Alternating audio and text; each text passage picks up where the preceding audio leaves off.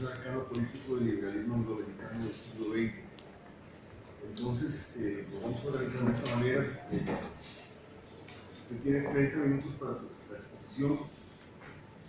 Después, el tribunal intervendrá en el siguiente orden.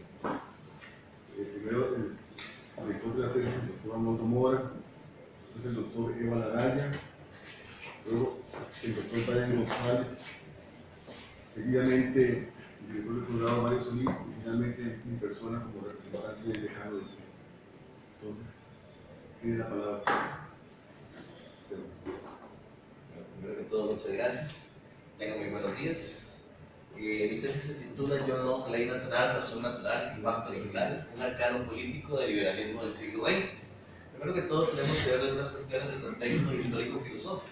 En el siglo XVII, Enrique VIII funda la Iglesia de Inglaterra. Posteriormente, la Reina María reinstaura el catolicismo, por lo que se da una migración del pueblo inglés al continente europeo. Una parte del pueblo continúa con el libro de oraciones de la Iglesia Anglicana y otra parte se adhiere al libro de oraciones calvinista o de la Iglesia de Ginebra. Posteriormente, con la reina Elizabeth, hay un retorno del pueblo de Inglaterra y esta división marcará los conflictos no solamente teológicos, sino también políticos y económicos del siglo XVII. Me refiero a que las personas anglicanas son más cercanas a la monarquía y tienen una economía predominantemente agraria, mientras que las personas puritanas abogan por un parlamentarismo, son más burguesas y apelan a una economía industrial y una economía y a lo que es el comercio. En 1595 Richard Hooker publica esta obra, las leyes sobre el gobierno eclesiástico, la cual es fundamental para esta investigación. Ya directamente en la primera mitad del siglo XVII se da la guerra civil entre 1642 y 1649, año en el que es ejecutado Carlos I por sus pretensiones de poder absoluto en Inglaterra. La ideología que sostiene el pensamiento del parlamentarismo es la ideología de los Levelers, quienes son de los primeros intelectuales ingleses en hablar de que el Commonwealth inglés surge por un acuerdo de los Commoners o los comuneros. Ya directamente en la segunda mitad del siglo XVII se da el periodo republicano, donde hay un gobierno de Oliviero Cromwell, donde se dan una serie de reformas, principalmente en el sector educativo. Ya directamente en la década de 1680 hay dos personajes importantes para la investigación: Algernon Sidney, quien en 1683 escribe esta obra, que es los discursos concernientes al gobierno, que también es fundamental para el desarrollo de la investigación. Sidney es ejecutado precisamente en 1683 por su participación en el complot de la Casa Wright. También entre 1679 y 1684 John Locke escribirá los Two Treatises, o los dos ensayos sobre el gobierno civil, que es la fuente fundamental para realizar la tesis. Después de esto, en 1684, Locke sufre el exilio, se va a Holanda y Francia, dura 5 años, y en 1689 regresa a Inglaterra en la flota que conduce a Guillermo de Orange a Inglaterra, quien llegará a ser Guillermo III después de la gloriosa revolución, y es en 1689 cuando se da la primera publicación de los Two Treatises. Ya directamente la imagen de John Locke en el siglo XVII se da en un contexto donde los partidos políticos no tienen muchas diferencias internas, ya que a pesar de que el partido Tory se inspira en el pensamiento de Edmund Burke y el partido Whig se inspira en el pensamiento de Herbert Spencer, ambos están de acuerdo con lo que es la política del laissez-faire y superponen la libertad del individuo. La filosofía política imperante es el positivismo jurídico y principalmente el utilitarismo. Las obras utilizadas para determinar esas características de esta imagen es una carta de Mr. Coase de 1704, en la cual se asocia por primera vez el nombre de Locke al adjetivo liberal, pero en un sentido ético y en un sentido epistemológico, porque el sentido político del adjetivo no estaba disponible para él en la época. La primera edición de The Works of John Locke de 1704, una compilación de cartas de Pierre de Misson de 1720, una edición de cartas familiares de 1742, la quinta edición de The Works of John Locke de 1751, la crítica que hace Richard Tucker en 1781 de los Two Treatises y la novena edición de The Works of John Locke. La importancia de Locke como filósofo para esta época, como personaje, se da por asociación con otros personajes más relevantes, como el conde de Chateaubriand, También comienza a darse la supremacía del Licey, o el ensayo sobre el gobierno civil por encima del resto de su obra. Los editores de John Locke tratan de presentarnos una imagen de John Locke como preocupado por asuntos políticos prácticos, en oposición a el menosprecio que tienen los argumentos especulativos en política. Por eso, las obras que trabajan principalmente en el siglo XVIII es la Fundamental Constitution y los textos económicos escritos después de 1690. El valor de los two treaties asignado en el siglo XVIII es meramente cívico para la historia de Inglaterra. Ya directamente la imagen de John Locke en el siglo XIX se caracteriza por el surgimiento del liberalismo inglés. El adjetivo liberal en el sentido político es importado por el partido Tory de la Constitución Española de 1812 para referirse peyorativamente a los experimentos revolucionarios de la Revolución Francesa, la Revolución Americana, la Revolución Española, entre otras. Posteriormente se le adjudica a un sector radical del partido Whig que comienza a ver con buenos ojos esos procesos revolucionarios, y ya para la década de 1840 surgirá el Partido Liberal Inglés.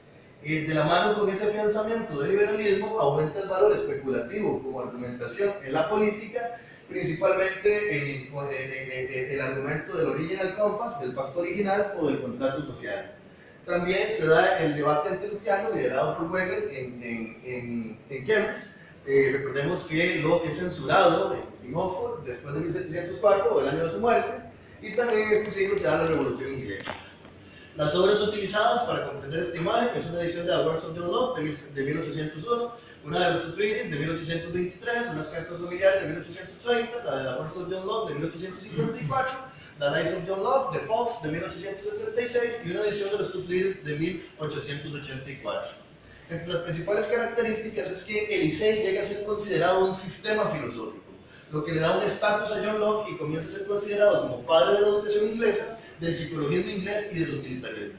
En una primera fase, los two treaties son considerados parte de los estudios más privados del autor, pero conforme va afianzándose el liberalismo, la gloriosa revolución llega a ser considerada primeramente un precedente del liberalismo del siglo XIX y posteriormente una gesta propiamente liberal. De la mano con esto, los two treaties llegan a ser considerados textos para estudiar los límites de la autoridad y como una interpretación muy veraz de la gesta de la gloriosa revolución. Ya directamente, el liberalismo en la primera mitad del siglo XX posee algunas características. En los distintos países, la ciencia política de los distintos países está interesada en lo que es la definición de identidades nacionales. Por eso, la construcción de la ciencia política implica cierta creatividad y hay una legitimidad de posiciones comprometidas a la hora de hacer ciencia política. Esto porque están en el proceso de definición de los valores éticos y del direccionamiento del presupuesto, de saber si el presupuesto irá para reformas sociales o a inversión militar. Por lo que no existe un canon de textos y autores al que deban recurrir los científicos sociales de la primera mitad del siglo XX para de la ciencia política para legitimar sus discursos. Directamente, Locke y el liberalismo en Inglaterra en la primera mitad del siglo XX, al inicio comienzan a darse estudios. Por ejemplo, Robertson en 1900 inicia el debate del siglo XX sobre las posturas coloniales de John Locke. Se enfatiza mucho lo que es la obra económica, por ejemplo, ahí en 1912. La obra educativa continúa adquiriendo mayor auge, lo encontramos en autores como Larry. Posteriormente, ya directamente la reivindicación del pensamiento político de John Locke se darán autores, principalmente Pollock en 1904 y 1908. Llegará a ser considerado el padre de la ilustración inglesa por Alexander en 1907 y será estipulado como un autor propiamente liberal por Leonard Hobhouse en 1911, en una obra que es fundamental para el afianzamiento ideológico del liberalismo de la primera mitad del siglo XX, que es Liberalism de Hobhouse. A partir de esto comienza a construirse una imagen de un hombre revolucionario, que la encontramos por ejemplo en Seth 1912. En este contexto se da el afianzamiento del liberalismo, pero al mismo tiempo hay una imprecisión terminológica, porque incluso dentro de la iglesia anglicana hay posiciones que llegan a considerar una teología liberal, y también hay una gran discusión sobre el direccionamiento de los recursos del Estado hacia reformas sociales o el aparato militar. Locke y el liberalismo en la primera mitad en los Estados Unidos se caracteriza porque la ciencia política tiene como método de estudio la historia de las ideas y busca en la historia de los Estados Unidos fundamentar la nacionalidad estadounidense. Posteriormente llegan los aportes de la Escuela de Chicago en autores como Harold Ladle. Posteriormente se da un proceso de migración de intelectuales europeos quienes vienen huyendo de los procesos de guerra en el continente, y llega a los Estados Unidos el positivismo. También se genera lo que es el giro conductista, proceso a partir del cual la teoría política se escindirá de la ciencia política y se constituirá como una disciplina independiente de la ciencia política, con sus propios métodos y objetos de estudio, donde destacarán autores como George Sabin y John Holloway, y por supuesto Leo Strauss. Fraser en 1895 nos dirá que los intereses tratados por Locke en los two treaties son propiamente prácticos para la época de la gloriosa revolución. Los estudios sobre John Locke en el aspecto político comienzan a incentivarse, a realizarse en los Estados Unidos en la obra de Lamprey, 1918 y 1932, y ya se ven en obras como la de Curtin, 1937. George Sabin, en 1937, en una obra que es fundamental de la teoría política de la primera mitad del siglo XX, que es su historia sobre la teoría política, estipulará a John Locke como padre del liberalismo. En la década de los 40 es muy interesante porque en el escritorio del conde de Lovelace se encuentra una segunda copia maestra de los two treaties, y esto afectará ese proceso mediante el cual John Locke comienza a construirse como una figura política preponderante de la filosofía política. Ya en la segunda mitad del siglo XX se da el surgimiento de la teoría política occidental, o sea, ya no hablamos de la ciencia política estadounidense, de la ciencia política inglesa, francesa, etcétera, sino que hablamos de una teoría política occidental, la cual implica que la teoría política como tal logra su independencia de la ciencia política, y la primera tarea de la teoría política es confeccionarse ese objeto de estudio, o que será un conjunto o un canon de autores y textos a los cuales es necesario recurrir para hablar de teoría política.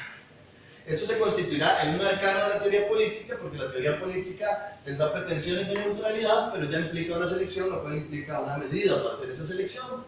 Lo paradójico de esto es que cuando Leo Strauss relativiza el concepto de liberalismo en función de la frontera con el conservadurismo y el comunismo, zanja dentro de la teoría política un espacio para el conservadurismo, y es desde la noción de tradición de Leo Strauss que comienza a definirse ese canon de la teoría política que se considera una ciencia liberal. El contextualismo surgirá, que es el método aplicado en la investigación, como un método que es contrario a la teoría política y que también critica el método de la historia de las ideas. Uno de sus principales exponentes es Peter Sladden, quien es el principal editor de los two treaties en Cambridge durante el siglo XX, y este autor nos dirá que debemos estudiar a los autores pensando en lo que dijeron realmente en su propia época y para sus propios auditorios. Kentin Skinner nos planteará de que desde una época presente, cuando se hace teoría política, se trata de interpretar otras épocas en función de los intereses del presente. Y J.A. Pocock nos dirá que cuando hacemos teoría política, aplicando estos métodos racionalistas, extraemos de épocas anteriores algunas categorías específicas, las cuales sobresalen, y a partir de esas categorías clasificamos la época. Pero que eso no lo hacemos en la época misma, sino desde los intereses ideológicos de la época donde se hace el proceso. Un ejemplo de los planteamientos de teoría política criticados por el contextualismo lo hallamos en Macpherson, y en 1962 nos dirá que John Locke es padre del individualismo posesivo. Ya directamente en la década de los 70 encontramos autores fundamentales para el liberalismo como John Rawls, Nozick, Hayek, quienes entablarán una discusión sobre los límites del Estado en función de la economía, y que utilizarán el nombre de John Locke en distintas partes de su argumentación.